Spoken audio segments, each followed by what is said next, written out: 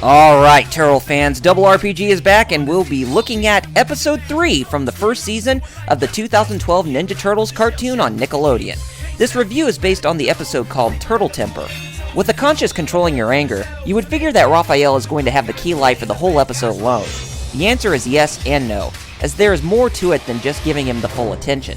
Anyway, here's the review to let you know what I mean. Oh, and please excuse the watermarks you see on the bottom right corner since I couldn't get away from those this time around. The episode starts off with our reptilian ninjas searching for the Kraang's next target with where they will be for the turtles to strike them down and to demand them where April's father is.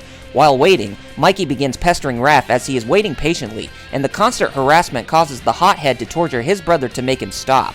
This childish act forces Leo to ridicule Raph for being way too aggressive, but their antics only get them caught by an apartment resident who wonders why his TV's reception isn't working.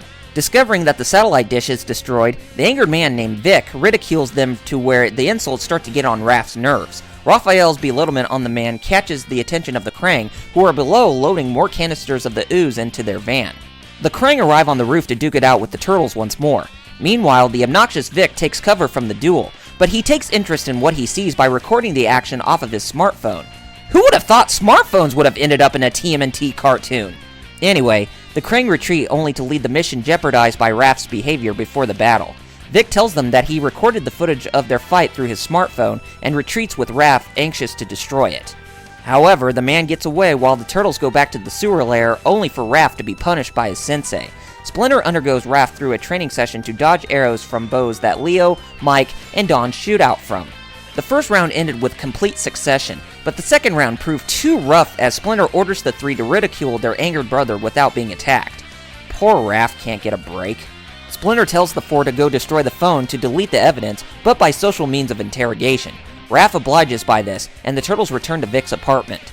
They stop him from where he is, and the negotiations go underway that proves to be very problematic, as Vic demands a ransom so that they can have the phone, to which the turtles don't have any cash. Raph's temper gets out of hand and the Kraang show up once more.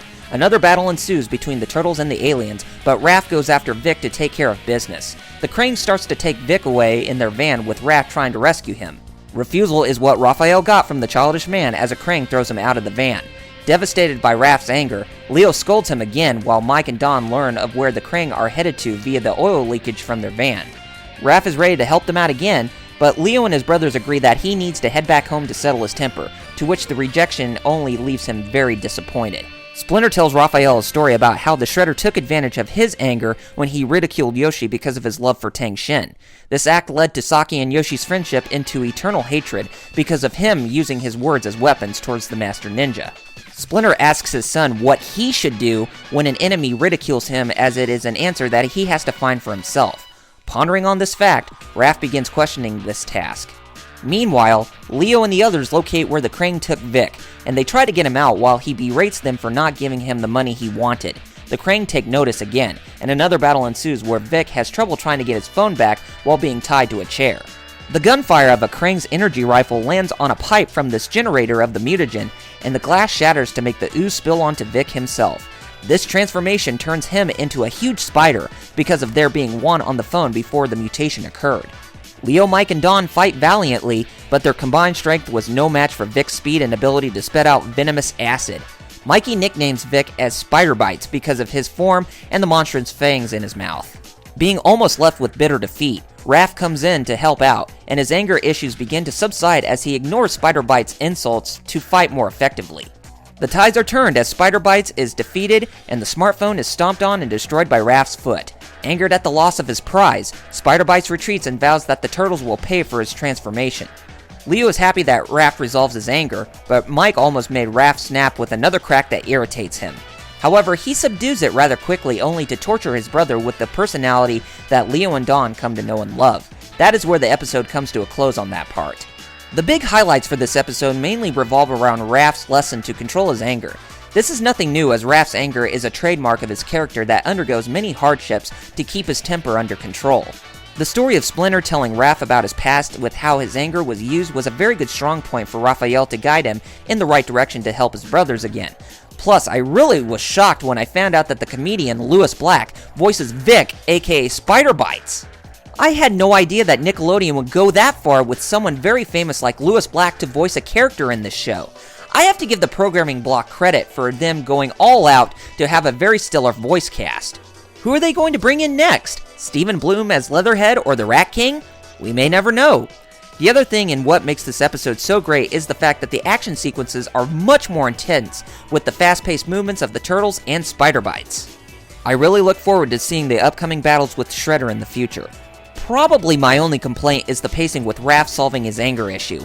I mean, it is very nice we see a flashback of Splinter's past to help console his son with channeling down his anger, but I just feel that it was done too late within the episode to where more story development could have come into play for Raph to solve something within a fleshed out scenario.